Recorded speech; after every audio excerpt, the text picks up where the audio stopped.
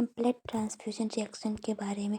तो blood transfusion एक important procedure है जिसमें डोनर का ब्लड या कंपोनेंट्स रेसिपिएंट को दिया जाता है। अगर ट्रांसफ्यूज्ड ब्लड कंपैटिबल ना हो या प्रोसीजर में मिस्टेक हो जाए तो पेशेंट के बॉडी में एडवर्स रिएक्शन डेवलप हो सकते हैं जिसे ब्लड ट्रांसफ्यूजन रिएक्शन कहते हैं।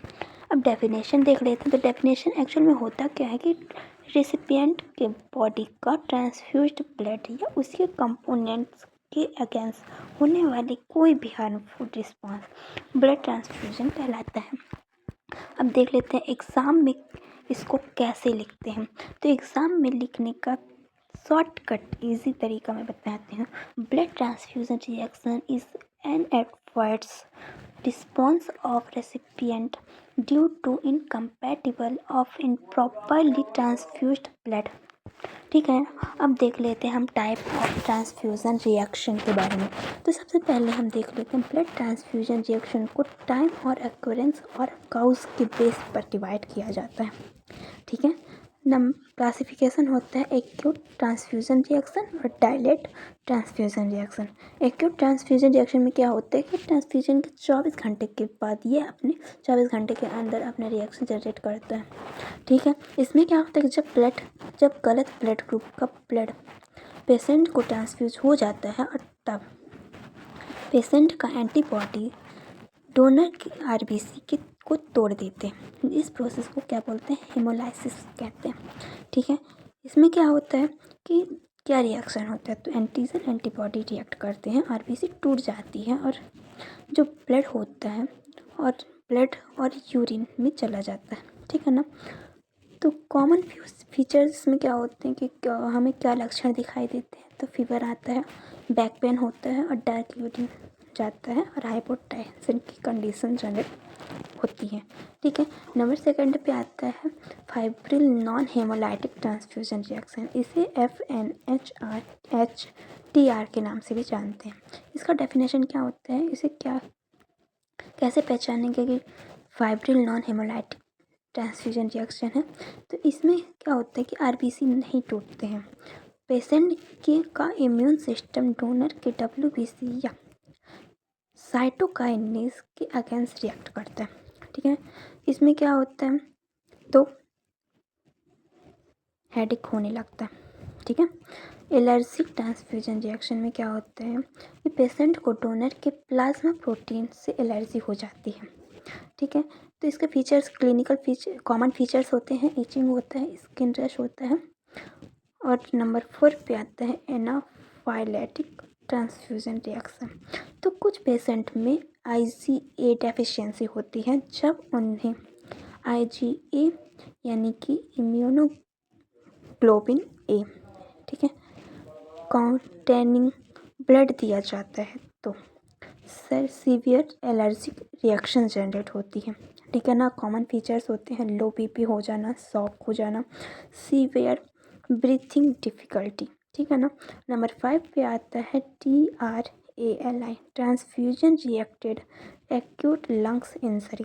इसमें क्या होता है कि डोनर का एंटीबॉडीज़ रेसिपिएंट के WBC से रिएक्ट करता है जिससे लंग्स में फ्लूइड भर जाता है। ठीक है, कॉमन फीचर्स क्या होता है इसका, तो पल्मोनरी एडिमा होता है, हाइपोक्सिया की कंडीशन जनरेट होती है। ठीक है, एक्यूट रिस्पायरेटरी डिस्ट्रेस होता है। ठीक है ना।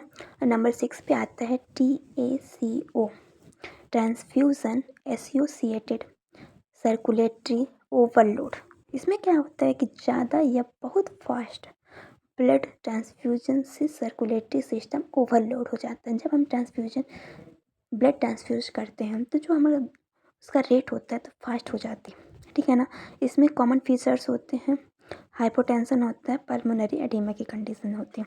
ठीक है, अब आता है नंबर B। ये सारे एक्यूट ट्रांसफ्यूजन रिएक्शन के टाइप्स थे। ठीक है ना। अब देख लेते हैं डायलेट। एक मिनट, हाँ, अब देख लेते हैं डायलेट ट्रांसफ्यूजन रिएक्शन। यह 5 से 10 दिन के बाद इस यह रिएक्शन जनरेट होती है। ठीक है ना। एक्यूट यानी जल्दी रिएक्शन जनरेट होना और डायलेट यानी 5 से काफ़ी देर तक दिन हो जाने के बाद यह रिएक्शन जनरेट होती है। तो नंबर 7 पे आता है डायलेट हेमोलाइटिक ट्रांसफ्यूजन रिएक्शन। इसमें क्या होता है कि पेशेंट के बॉडी में पहले से एंटीबॉडीज़ प्रेजेंट होती है, ठीक है ना। तो नया ब्लड मिलने पर आरबीसी धीरे धीरे टूटने लगता है। इस कंडीशन को हम क्या बोलते हैं, डायलेट हेमोलाइटिक ट्रांसफ्यूजन रिएक्शन बोलते हैं। कॉमन फीचर्स होते हैं, जॉन्डिस होता है, मिल्ड फीवर होता है, ठीक है। अब देख लेते हैं ट्रांसफ्यूजन ट्रांसमिटेड इन्फेक्शन, इसे टीटीआई के नाम से भी जाना जाता है। इसमें क्या होता है कि अगर डोनर ब्लड इन्फेक्टेड है तो इन्फेक्टेड रिसिपिएंट में ट्रांसमिट हो जाता है, ठीक है। तो इसके फीचर्स होते हैं HIV, हेपेटाइटिस, यानी कि जो डोनर है इन्फेक्टेड है, जैसे HIV बोलते हैं ना कि HIV एक पर्सन में है तो ब्लड के थ्रू दूसरे पर्सन में भी चला जाता है। अगर हम HIV वाले पर्सन को अदर पर्सन मतलब उसका ब्लड जो होता है तो अदर पर्सन में ट्रांसफ्यूज़ कर देते हैं तो वो जो डिसीज़ होती है उस रिसिपिएंट में चली जाती है, ठीक है ना। तो हेपेटाइटिस भी हो गया, हेपेटाइटिस C, मलेरिया और सिफिलिस, ये सारी चीज़ें होती हैं तो ब्लड के थ्रू ट्रांसफ़र हो जाती हैं, ठीक है। अब देख लेते हैं कुछ इम्पॉर्टेंट एग्ज़ाम लाइन क्वेश्चन देख लेते हैं, ठीक है ना, जो एग्जाम में पूछे जाते हैं। तो एक्यूट यानी कि तुरंत रिएक्शन करता है, डायलेट कुछ दिन बाद रिएक्शन करता है, मैंने बताया था। हेमोलाइटिक यानी होता है आरबीसी का टूटना, फाइब्रिल का मतलब होता है फीवर आना, और एलर्जिक यानी कि स्किन से रिलेटेड सिम्टम्स आना, ओके।